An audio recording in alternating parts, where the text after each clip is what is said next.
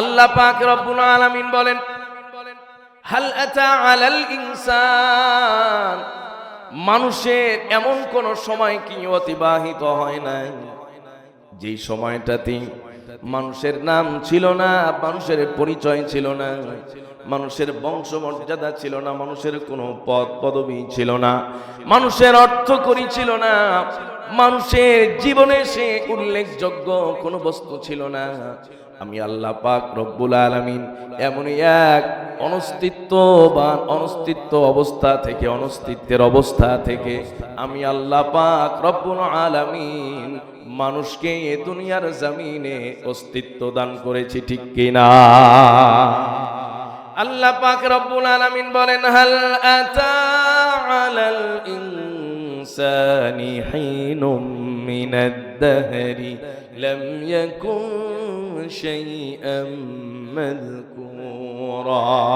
আল্লাহু আকবার, চমৎকার কথা। হাল আতা আলাল ইনসান, মানুষের কি এমন সময় যায় নাই যে মানুষ উল্লেখযোগ্য কোনো বস্তু ছিল না?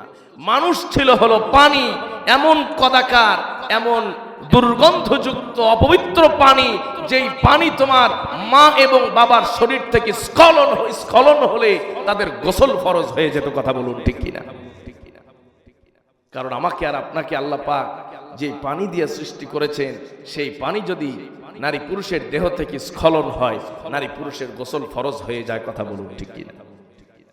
আল্লাহ কথাই বলছেন যে মানুষের জীবনে এমন একটা সময় কি যায় নাই যেই সময়টাতে সেই উল্লেখযোগ্য বস্তু ছিল না, তার নাম ছিল না, বংশ ছিল না, পদ পদবি ছিল না, তার অর্থ সম্পদ কিছু ছিল না, তার কোনো অস্তিত্ব ছিল না। এই অনস্তিত্ব থেকে আমাদের সবাইকে যিনি অস্তিত্ব দান করেছেন তিনি কে? আরেকটু আওয়াজ করে বলুন না, তিনি কে? আল্লাহ পাক রব্বুল আলামিন বলেন, গোলাম, মানুষের এমন একটা অবস্থা ছিল যেই সময়টাতে মানুষ উল্লেখযোগ্য কোনো বস্তু ছিল না।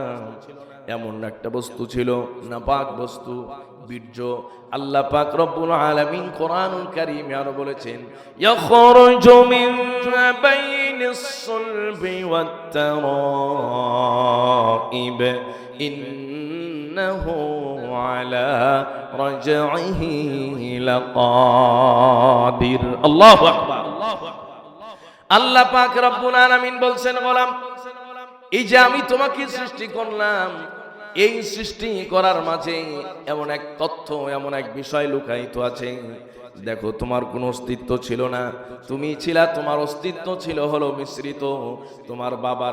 তোমার বাবার পৃষ্ঠদেশ আর তোমার মায়ের বক্ষপিঞ্জর থেকে সামান্য নাপাক এই 2 ফোঁটা পানি বের করে, 1 ফোঁটা পানি বের করে আমি আল্লাহ তোমাকে এত সুন্দর অবয়ব দিয়া সৃষ্টি করেছি। সুবহানাল্লাহ। তাহলে এত নিকৃষ্ট, এত কদাকার পানির দ্বারা, দুর্গন্ধযুক্ত বস্তুর দ্বারা মানুষকে আল্লাহ সৃষ্টি করেছেন। আল্লাহ বলেন, গোলাম, সেই মানুষ কিভাবে দুনিয়ার জমিনে অহংকার করতে পারে? কথা বলুন ঠিক কিনা? কোন একজন বুজুর্গ বলেছেন যে মানুষের অস্তিত্ব আর মানুষের অবস্থাটা কি, বলেছে, আউয়ালুকা নুতফা ওয়া আখিরুকা জিফা ওয়া তাহমিলু বাইনা আল কাদিরা বাইনা যালিকা আল কাযিরা। বলছে যে তোমার সূচনা হলো নুতফার দ্বারা, নাপাক বস্তুর দ্বারা, আর তোমার শেষ হলো তুমি হবে নাপাক বস্তু। মানুষ মৃত্যুর সাথে সাথে লাশ হয়ে যায়, নাপাক হয়ে যায়। কথা বলুন ঠিক কিনা? আর এর মাঝখানে তুমি আরেকটা নাপাকের বস্তা পেটের মধ্যে নিয়ে খালি ঘুরতেছো। এর পরেও মানুষ কিভাবে তুমি আল্লাহর নাফরমানি করো আর দুনিয়াতে তুমি অহংকার করো? আওয়াজ করে বলুন, কথা ঠিক কিনা? আল্লাহ পাক রব্বুল আলামিন বলেন, গোলাম, আমি তোমাকে এই অনস্তিত্ব অবস্থা থেকে তোমাকে আমি অস্তিত্ববান করলাম, তোমাকে আমি সৃষ্টি করলাম। এই দুনিয়ার সাধারণ কোন মন্ত্রণালয় উদ্দেশ্য ছাড়া মন্ত্রণালয় পরিচালনা করতে পারে না। কোন একটা ইউপি চেয়ারম্যান তার এলাকা, তার সভাসদ উদ্দেশ্য ছাড়া, পরিকল্পনা ছাড়া পরিচালনা করতে পারে না। যেই মালিক আমাকে আর আপনাকে সৃষ্টি করেছেন, সেই মালিক আমাকে আপনাকে সৃষ্টি করার জন্য, সৃষ্টি করার আগে কোনো পরিকল্পনা তার আছে না নাই?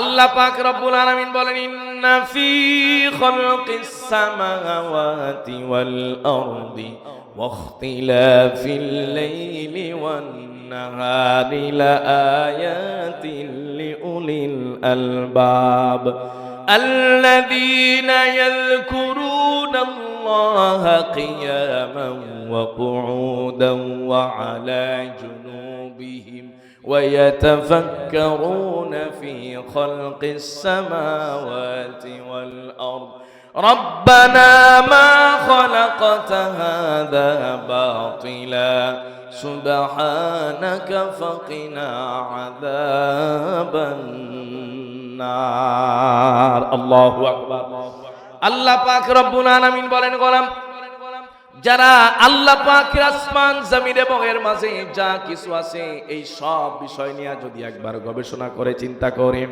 তাহলে অবশ্যই এই কথা স্বীকার করতে বাধ্য হবে আল্লাহ আপনি আমাদেরকে অনর্থক সৃষ্টি করেন নাই, এই সৃষ্টি করার পেছনে একটা লক্ষ্য উদ্দেশ্য আছে না না আমাকে আর আপনাকে দুনিয়াতে শুধু ভোগ বিলাস করার জন্য, শুধুমাত্র দুনিয়াকে তালাশ করার জন্য, দুনিয়া উপার্জন করার জন্য, দুনিয়াতে খেয়ে আর ঘুমিয়ে সময় অতিবাহিত করার জন্য আল্লাহ পাক সৃষ্টি করেন নাই। কথা বলুন ঠিক কিনা?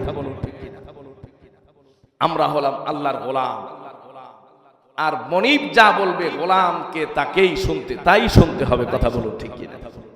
দুনিয়াতে আমরা যারা চাকরি বাকরি করি, অফিস আদালতে ডিউটি করি, আমাদের বসের আদেশ 100 পালন করতে হয়। কথা বলেন ঠিক কিনা? দুনিয়ার সামান্য 20,000 50,000 চাকরির জন্য, টাকার চাকরির জন্য একজন বসের আদেশ যদি, অফিসারের আদেশ যদি তোমার পুঙ্খানুপুঙ্খ আদায় করতে হয়, যেই মালিক তোমাকে অনস্তিত্ব থেকে অস্তিত্ব দান করেছেন সেই মালিকের আদেশ মানার দরকার আছে না? আল্লাহ পাক রব্বুল আলামিন জানিয়েছেন গোলাম দেখো আমি তোমাকে কত সূক্ষ্মভাবে সুন্দরভাবে তোমাকে সৃষ্টি করলাম। তোমার মা এবং বাবার সেই বীর্য আর শুক্রাণু, সব বীর্য সব শুক্রাণুর দিয়ে আমি আল্লাহ তোমাকে সৃষ্টি করি নাই। আল্লাহ পাক রব্বুল আলামিন আমাকে আর আপনাকে মায়া করে মহব্বত করে এত বেশি ভালোবেসে এত সুন্দর সুষম করে সৃষ্টি করেছেন। আল্লাহ পাক রব্বুল আলামিন কেমন ভাবি, যখনই একজন পুরুষের বীর্য, স্বামীর বীর্য যখন স্ত্রীর গর্ভে চলে যায়, অনেক সময় দেখবেন 2 মাসে বাচ্চা নষ্ট হয়ে যায়। কথা বলেন ঠিক কিনা? 2 মাসে, 3 মাসে, 6 মাসে, 5 মাসেও বাচ্চা নষ্ট হয়ে যায়। আবার অনেক সময় দেখবেন জন্ম অবস্থায় যখন পেট থেকে, মায়ের পেট থেকে আসি, একটা হাত ভালো না, অথবা পা ভালো না, অথবা চোখ ভালো না, চোখে দেখতে পায় না। আল্লাহ পাক রব্বুল আলামিন বলেন গোলাম আমি তোমাকে এত বেশি মহব্বত করি, এত বেশি ভালোবাসি, তোমাকে আমি এত বেশি চয়েস করি যে আমি আল্লাহ তোমাকে তোমার মায়ের পেটে এত যত্ন করে বানাইছি। এই দুনিয়াতে যখন তুমি এসেছো, এই দুনিয়াতে যখন তুমি আগমন করেছো, তোমার শরীরের দিকে যদি তুমি তাকাও, তোমার হাতগুলোকে আমি কত সুন্দর করে বানিয়েছি, তোমার চোখ দুটোকে আমি কত সুন্দর করে বানিয়েছি, তোমার এই দেহটাকে আমি তোমার এই দেহটাকে আমি পঙ্গু বানাই নাই, বিকলাঙ্গ বানাই নাই। তোমার দেহটাকে যা কিছু প্রয়োজন তোমার শরীরের জন্য, সুন্দরভাবে চলার জন্য, জীবন যাপনের জন্য যা কিছু প্রয়োজন, এই সব কিছু যিনি ব্যবস্থা করে সুন্দর করে আমাদের সৃষ্টি করেছেন তিনি কে? আর একটু আওয়াজ করে বলুন তিনি কে? আল্লাহ পাক রব্বুল আলামিন বলেন গোলাম এত নিয়ামত দিয়ে আমি মালিক তোমাকে সৃষ্টি করলাম, এরপরেও তুমি তোমার মালিকের কিভাবে নাফরমানি করবা? ঠিক কিনা? আল্লাহ পাক রব্বুল আলামিন কালামে হাকিমে ডাক দিয়ে জানিয়েছেন গোলাম কাইফা তাকফুরুনা বিল্লাহি ওয়া কুনতুম আমওয়াতান ফাআহয়াকুম ثم يميتكم ثم يحييكم ثم إليه ترجعون الله أكبر আল্লাহ বলছেন কাইফা তাকফুরুনা বিল্লাহ, তোমরা কিভাবে আল্লাহকে অস্বীকার করবে, আল্লাহর নাফরমানি করবে। ওয়া কুনতুম আমওয়াতা, তোমরা তো ছিলে মৃত, সেই মৃত অবস্থা থেকে আল্লাহ পাক তোমাদেরকে সৃষ্টি করেছেন। কথা বলুন ঠিক কিনা? আজকে বিজ্ঞান গবেষণা করেছি, আজকে বিজ্ঞান গবেষণা করে এই তথ্য নিশ্চিত করেছে যে দুনিয়ার মানুষকে আল্লাহ পাক রব্বুল আলামিন মায়ের যেই বাবার যেই স্পার্ম এবং মায়ের যেই ওভাম, এই দুই জিনিস দ্বারা সৃষ্টি করেছেন। এই জিনিসটা জীবিত নয়, মৃত। এই জিনিসের মধ্যে, শুক্রের মধ্যে কোনো প্রাণ নাই, এই পানির মধ্যে কোনো প্রাণ নাই, কোনো জান নাই। আল্লাহ পাক রব্বুল আলামিন মায়ের পেটে দেওয়ার পরে নিজ কুদরতে এই পানির মধ্যে একটা প্রাণ সৃষ্টি করেছেন। আমার আপনার হাত পা এই সুন্দর দেহটাকে সৃষ্টি করেছেন। আল্লাহ পাক রব্বুল আলামিন বলেন, কাইফা তাকফুরুনা বিল্লাহি ওয়া কুনতুম আমওয়াতা, কিভাবে তোমরা আমাকে অস্বীকার করবে অথচ তোমরা ছিলে মৃত, আর এই মৃত অবস্থা থেকে আমি তোমাদেরকে জীবন দান করেছি। আর এই জীবন দিয়েই কিন্তু ক্ষান্ত নয়। আজকে তুমি জীবন পাওয়ার পরে হায়াত, পাওয়ার পরে যৌবন, পাওয়ার পরে যুবক, যৌবন পাওয়ার পরে যৌবনের তাকাত, যৌবনের শক্তি পাওয়ার পরে তুমি তোমার মালিককে ভুলে গেলে চলবে না। আল্লাহ বলেন, জীবন দেওয়ার পরে আবার যিনি মৃত্যু দিবেন তিনি কে? আল্লাহু আকবার। এই জীবনই শেষ নাকি এরপরে মৃত্যু আছে? কথা বলেন। আল্লাহ বলেন, অকুনতুম আমওয়াতা, তোমরা মৃত ছিলে, ফাআহইয়াকুম, আমি জীবন দিয়েছি, সুম্মা ইউমীতুকুম, আবার তোমাদেরকে আমি মৃত্যু দান করব। কথা বলুন ঠিক কিনা? এই পৃথিবীতে আজকে এমন মানুষ আছে যেই মানুষগুলো স্বয়ং আল্লাহ পাক রব্বুল আলামিনকে স্বীকার করে না। এরা বলে there is a no God, Allah বলতে কেউ নাই। কিন্তু এই মানুষগুলো এই মানুষগুলো আল্লাহকে অস্বীকার করলেও আল্লাহর যেই চিরচরিত বিধান, আল্লাহর যেই অবধারিত বিধান, মৃত্যুকে আজও পর্যন্ত কোনো মানুষ অস্বীকার করতে পারে না। আল্লাহু আকবার। তাহলে আল্লাহকে অস্বীকার করলেও মৃত্যুকে কেউ অস্বীকার করতে পারে না। কথা বলুন ঠিক কিনা? আল্লাহ বলেন, গোলাম মৃত্যুর পরেই কিন্তু শেষ নয়। অনেক নাস্তিক আছে, বেঈমান আছে, এরা বলে মানুষ মরে যাবে, এরপরে পচে গলে হাড্ডি সার হয়ে যাবে, আর মানুষকে ধরতে পারবে। আল্লাহ পাক বলছেন, সুম্মা ইলাইহি তুরজাউন, মৃত্যুর পরেই শেষ নয়, এরপরে আমাদের সবাইকে যিনি হাজির করবেন, একত্র করবেন, হিসাব নেবেন, তিনি কে? আল্লাহ বলছেন, সুম্মা ইলাইহি তুরজাউন, এরপরে আমার কাছে তোমাদের সবাইকে ধরা দিতে হবে, ফিরে আসতে হবে। আওয়াজ করে বলেন সুবহানাল্লাহ। আল্লাহ বলেন, গোলাম কিভাবে এরপরেও আমাকে তোমরা অস্বীকার করবে, কিভাবে আমার নাফরমানি করবে? তুমি যেখানেই থাকো না কেন, সেখান থেকেই আমি আল্লাহ তোমাকে টেনে নিয়ে আসবো। কথা বলুন ঠিক কিনা? কোন একজন মানুষ সারা জীবন কোনো আমল করে নাই। হাদিস শরীফের ঘটনা, আল্লাহর এক গোলাম সারা জীবন কোনো আমল করে নাই। আমল না করার কারণে মৃত্যুর আগে ভয় আছে না নাই? অনেক মানুষ দেখবেন মৃত্যুর আগে বলে, ধর ধর, এই যে আসতেছে, এই যে আসতেছে, গলা শুকায় যায়, জিহ্বা বড় হয়ে যায়, চোখগুলো বড় হয়ে যায়। আল্লাহর ওই গোলাম মৃত্যুর আগে তার যতগুলো সন্তান ছিল, সন্তানগুলোকে সামনে নিয়ে ওসিয়ত করলেন, নসিহত করলেন, সন্তানের, আরে আমি তো সারা জীবন তেমন কোনো আমল করতে পারি নাই, আল্লাহর বিধান মতো চলতে পারি নাই, 5 ওয়াক্ত নামাজে হাজিরা দিতে পারি নাই। এই সমাজে অসংখ্য যুবক আছে, অসংখ্য মানুষ আছে, চাষটনে বসে থাকে, টিভি চলতেছে, সিনেমা চলতেছে, আল্লাহর পক্ষ থেকে মসজিদের মিনারায় মাইকে আওয়াজ দেওয়া হয়, হাইয়া আলাস সালাহ, হাইয়া আলাস সালাহ।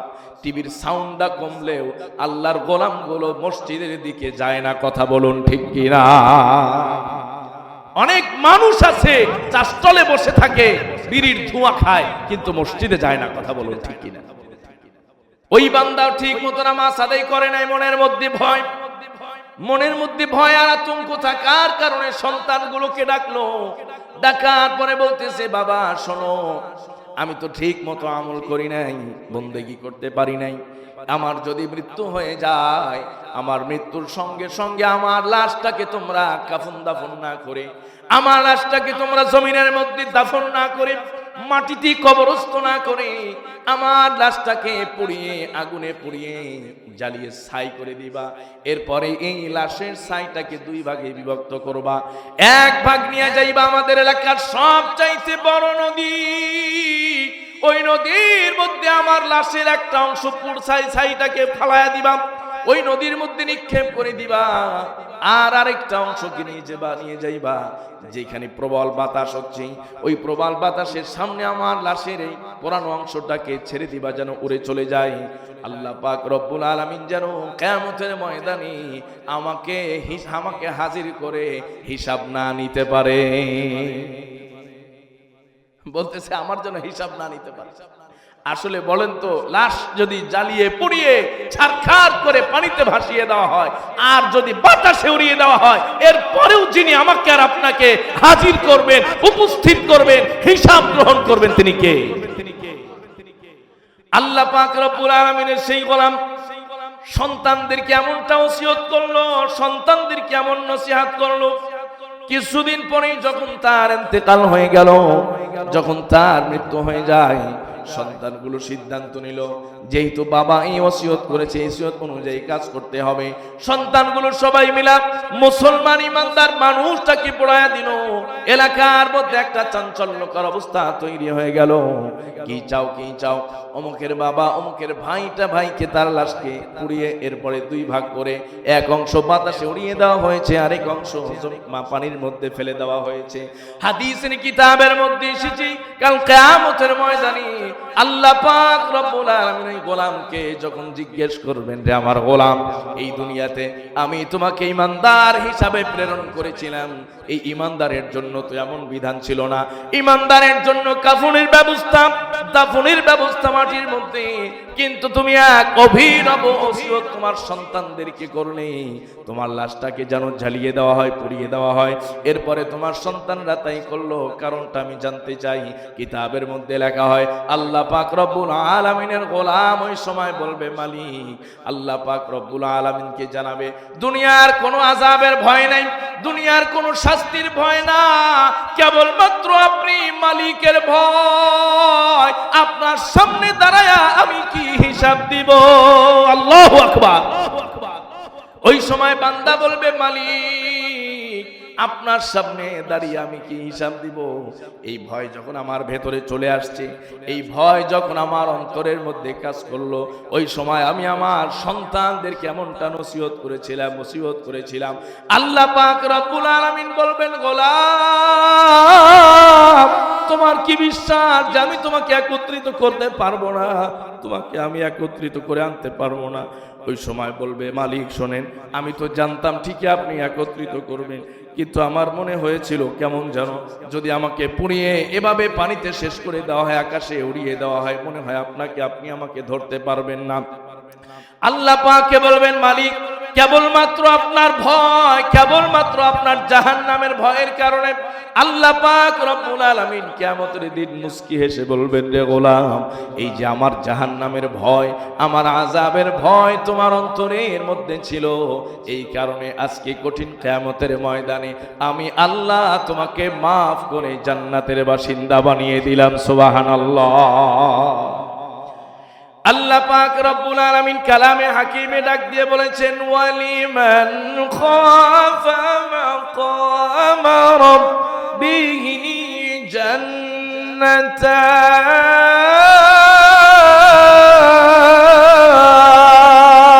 জান্নাতান। আল্লাহ পাক রব্বুল আলামিন কালামে হাকিমে ডাক দিয়ে বলেছেন, গোলাম, আল্লাহ পাক রব্বুল আলামিন জানিয়েছেন যারা আল্লাহর সামনে দাঁড়ানোকে ভয় পাবে, যাদের মধ্যে ঈমানি গায়রত থাকবে, আল্লাহকে আমি সব চাইতে ভয় পাই, আমি এক ওয়াক্ত নামাজ কাজা করব, এই দুনিয়ার কেউ যদি না দেখে, দেখেন কে? আমি যখন ঘুষ নেব অফিসে বসে, অফিসে সিসি ক্যামেরা নাই, অফিসে কোনো পাহারাদার নাই, অফিসে আর কোনো অফিসার নাই, কোনো লোক নাই, নির্জনে একটা কক্ষে আমি যদি ঘুষ নেই, এই দুনিয়ার কেউ না দেখলেও দেখবেন যিনি কে।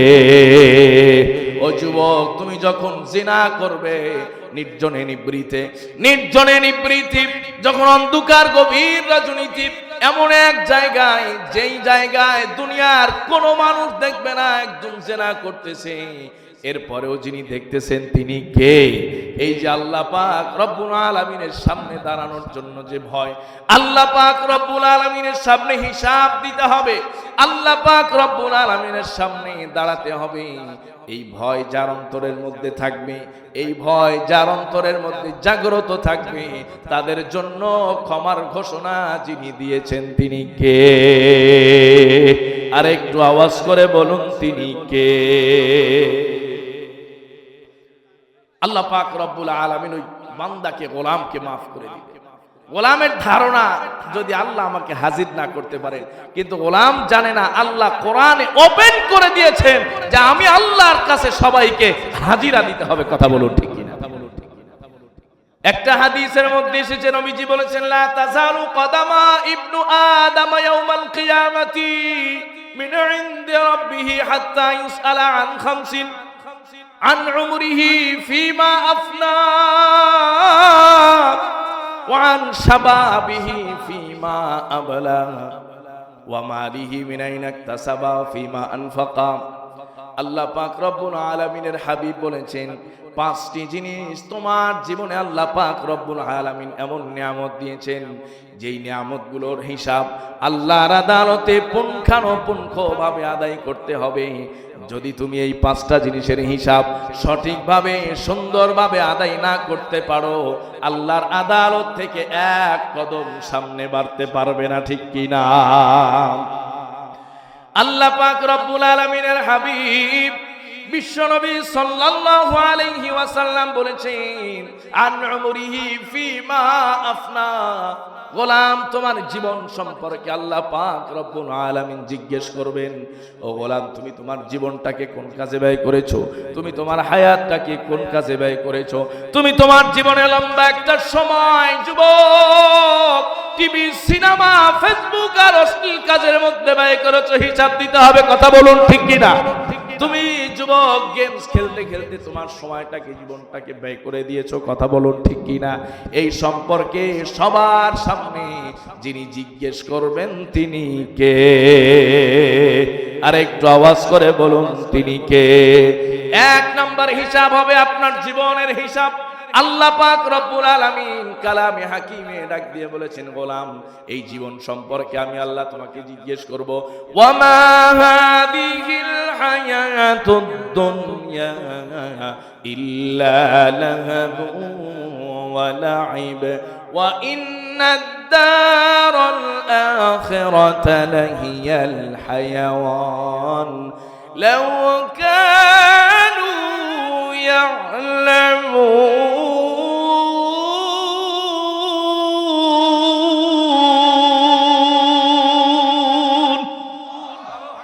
আল্লাহ পাক রব্বুল আলামিন বলছেন, গোলাম এই যে দুনিয়ার জীবনটা আমি তোমাকে দান করলাম, এই দুনিয়ার জীবনটা হলো খেলাধুলার তামাশার মতো। খেলাধুলা ক্রিয়া কৌতুকের মধ্যেই তোমার জীবনটা শেষ হয়ে যাবে।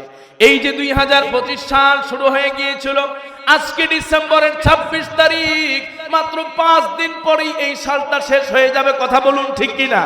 জীবন থেকে আমার আপনার জন্য একটা বছর হারিয়ে যাবে। এই 25 সালে অসংখ্য মানুষ দুনিয়া থেকে বিদায় নিয়ে চলে গেছেন। কথা বলুন ঠিক কিনা? আর সবচেয়ে বড় পুঁজি হলো হায়াত। এই হায়াতকে যে কাজে না লাগাতে পারবে, এই জীবনটাকে যে কাজে না লাগাতে পারবে, সেই হবে সবচেয়ে বড় ব্যর্থ, সেই হবে সবচেয়ে বড় ক্ষতিকর। কথা বলুন ঠিক কিনা?